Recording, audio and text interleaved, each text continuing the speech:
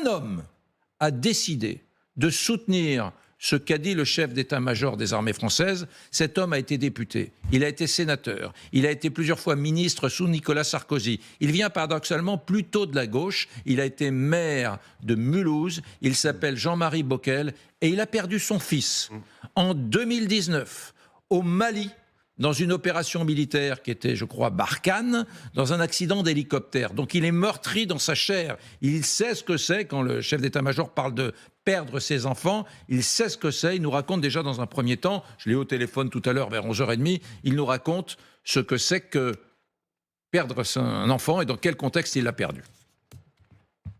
C'était une opération au sol contre des djihadistes et qui était appuyée par 2 hélicoptères de l'armée française, donc de la LAT, un tigre et un puma, enfin un cougar, que pilotait d'ailleurs mon fils. Et il y a eu une collision en vol en nuit noire dans cette circonstance. Voilà, il y a eu 13 soldats donc morts pour la France le 25 novembre 2019.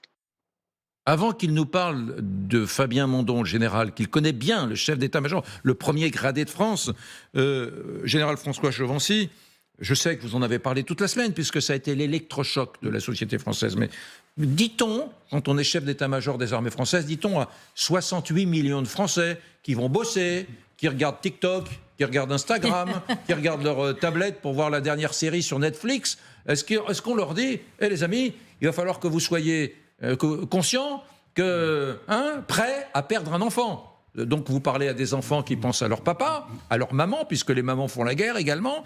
On parle à des frères qui peuvent perdre un frère, une sœur, à une épouse qui peut perdre son mari, à des grands-parents qui peuvent perdre leurs enfants ou leurs petits-enfants. Est-ce qu'on dit ça à 68 millions de Français, mon général ?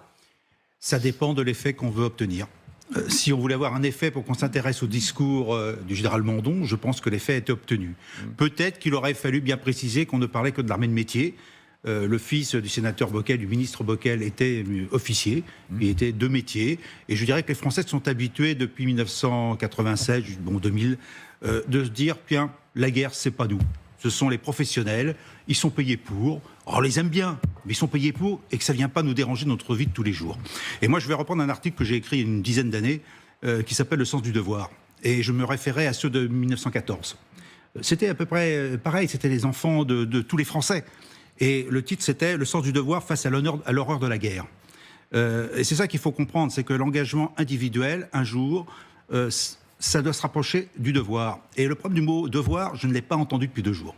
Nous avons des gens qui font de la communication, qui font de l'indignation, et pourtant le fond du sujet, c'est le devoir. Si j'ai moi, citoyen, je sens que je dois faire, que ce soit en raison de la loi ou pour des raisons morales, je dois faire quelque chose, je le fais. En 1914, la question ne s'est pas vraiment posée.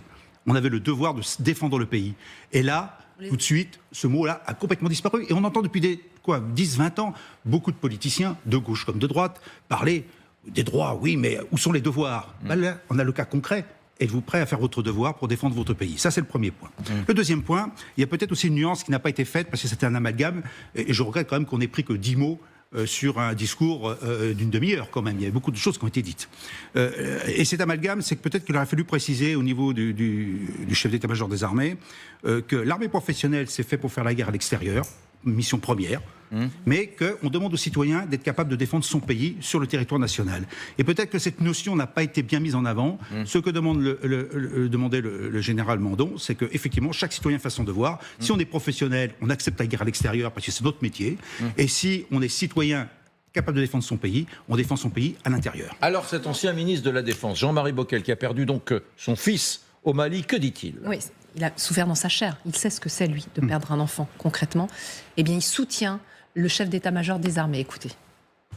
Je le connais, j'ai eu l'occasion de travailler avec lui lorsque j'avais ma mission sur la reconfiguration des bases militaires françaises en Afrique. Il était à l'époque le chef d'état-major particulier. Entre Thierry Burkhardt, son prédécesseur, et lui-même, nous avions une relation régulière et fluide. Et pour moi, Fabien Mondon est tout sauf un va-t-en-guerre. C'est quelqu'un de calme, de réfléchi.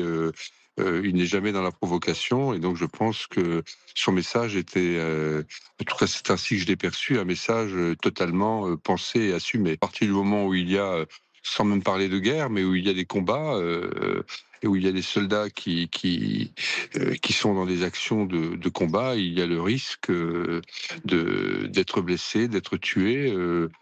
Les soldats le savent, les familles de soldats, surtout lorsqu'ils sont engagés dans des OPEX ou autres opérations, le savent.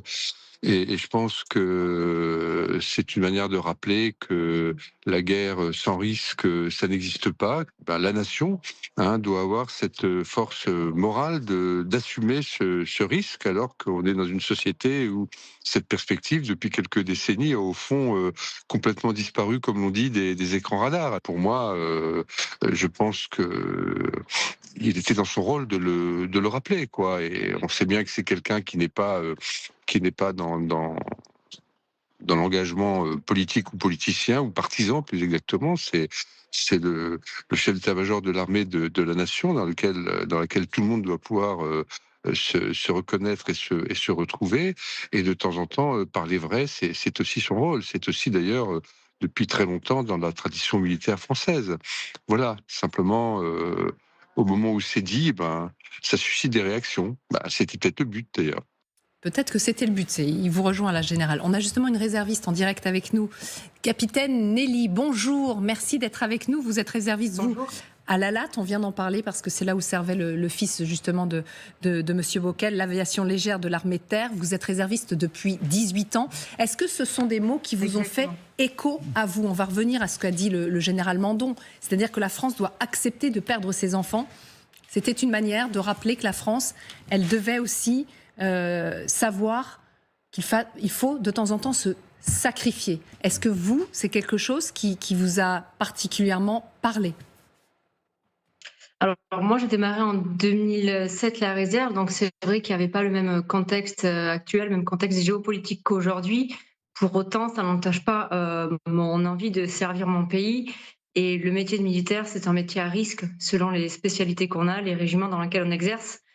Donc je pense qu'arrivé le moment venu, il faudra que chacun prenne sa part du contrat, sa responsabilité, et fasse son devoir de militaire pour défendre son pays. Ça fait partie du jeu.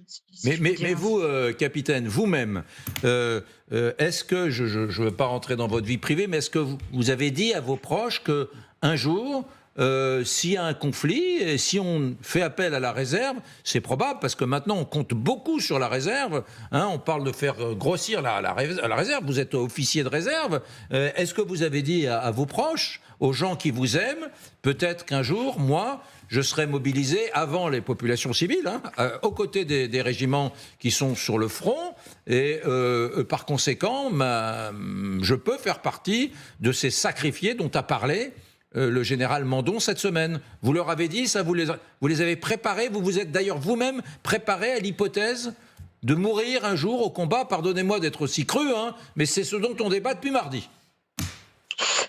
Alors non, je ne l'ai pas évoqué de telle manière auprès de ma famille. C'est vrai que là, l'actualité, ça grossit de plus en plus, c'est de plus en plus tendu. On recrute 2 fois plus de réservistes jusqu'à 2030-2035.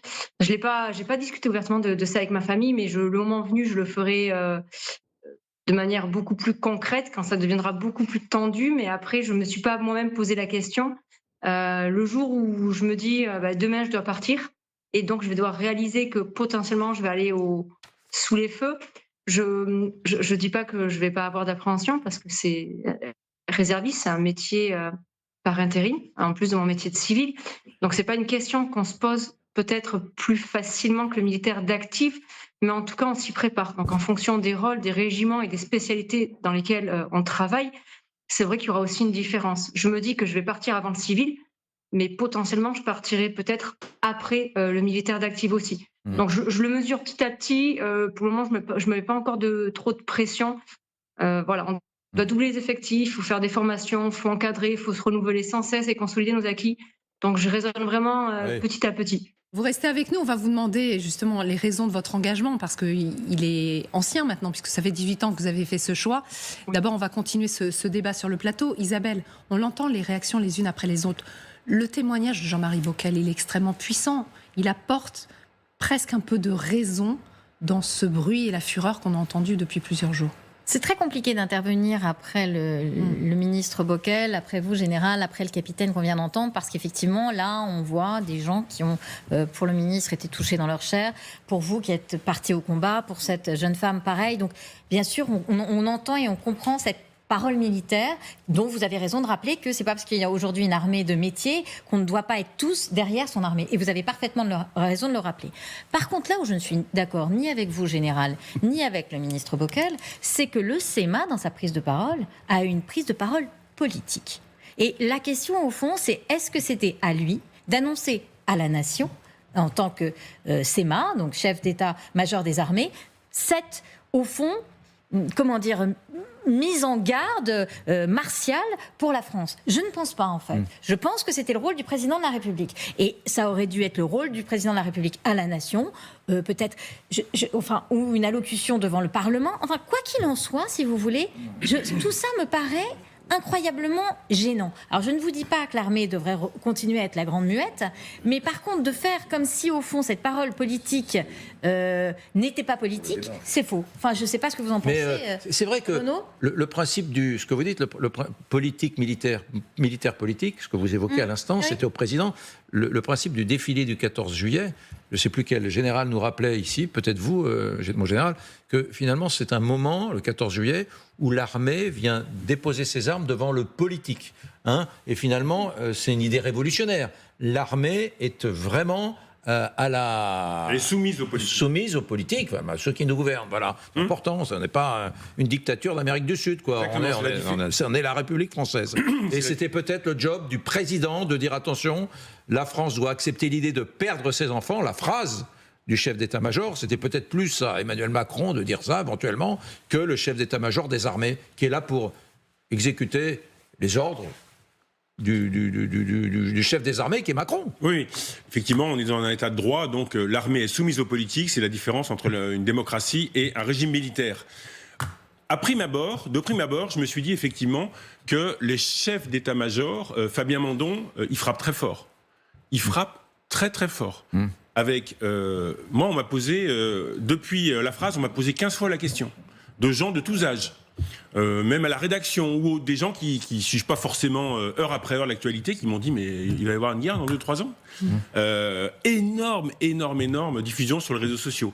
Donc, premier objectif, il a frappé fort. Je vous coupe, mais je vous rends le micro. Ouais. Premier objectif, accepter les efforts. Vous avez vu, puisque vous parlez de la guerre, que quelqu'un a dit, je ne sais plus quel général, nous allons peut-être connaître l'été prochain le dernier été en paix. C'est le ministre allemand de la Défense. C'est le ministre allemand de la Défense. Nous allons peut-être connaître l'été prochain le dernier... Non, l'été que nous avons vécu là en 2025 était le dernier en paix. En paix. L'été qu'on a vécu là, quand j'étais en Gascogne et en Espagne avec mes enfants, c'était donc le dernier été en paix que nous allons, selon le ministre allemand de la Défense, qui n'est pas quand même le pilier de bistrot du coin. Non, mais c'est énorme. On a les deux plus grands pays de l'Union européenne, la Grande-Bretagne n'étant plus dans l'Union européenne, qui, coup sur coup, disent des phrases qui sont extrêmement inquiétantes.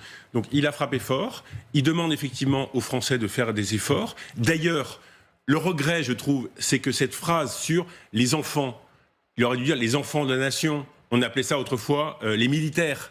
Ça aurait évité, on va pas demander on va pas nous demander, Éric, Magali, Isabelle, le général si peut-être, d'aller sur le front. Et d'aller se battre en Alsace parce que les chars russes arrivent. C'est pas ça le problème. Mais vous savez, Renaud, aussi pourquoi il y a eu cette confusion. Et vous le savez mieux que personne, puisque c'était vous qui aviez repéré ce sujet. C'est parce qu'il y a eu la question de la conscription volontaire et du service militaire volontaire qui est ressorti là il y a 2 jours et qui est sorti du côté de Macron. Donc, simultanément, vous voulez dire. De façon simultanée, on a eu le télescopage de ces 2 actualités, le retour du service militaire et cette annonce de les enfants partent en guerre. Et le kit d'urgence. Et le kit d'urgence. Troisième information. Vous avez raison. Et le kit d'urgence. Ah là là, le kit d'urgence, oui. On en a parlé. Je termine sur les efforts. Les efforts, effectivement, ils sont faits. Et donc, moi, le regret que j'ai, c'est effectivement... Parce que je crois qu'il a raison. Sur le pour fond. ou contre, oui, sur le fond, il a raison. Il a raison de nous prévenir. Quand on voit la Russie qui veut 2 millions de soldats en 2030. 2030, c'est demain, c'est dans 4 ans. Oui, c'est ça. 2 millions de soldats. 45% du budget de la Russie est désormais consacré à l'armée. S'il y en a un qui a effectivement mis son économie en économie de guerre, c'est la Russie. Il ne faut pas ça pour rien. Ouais. Dugin, le philosophe, il faut relire Poutine, Dugin, tout.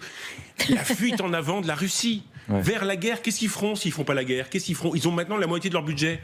Ils pompent la sécurité sociale, ils pompent le logement, ils pompent les loisirs, ils pompent tout, Poutine. Qu'est-ce qu'il fera s'ils font C'est pas pas la juste guerre? pour l'Ukraine. Il faut une guerre, C'est oui, pas il faut une juste guerre. pour Il l'Ukraine. faut une c'est guerre, ce que- mais une vraie guerre. Donc pays baltes, Pologne, J'aimerais- on ne sait pas.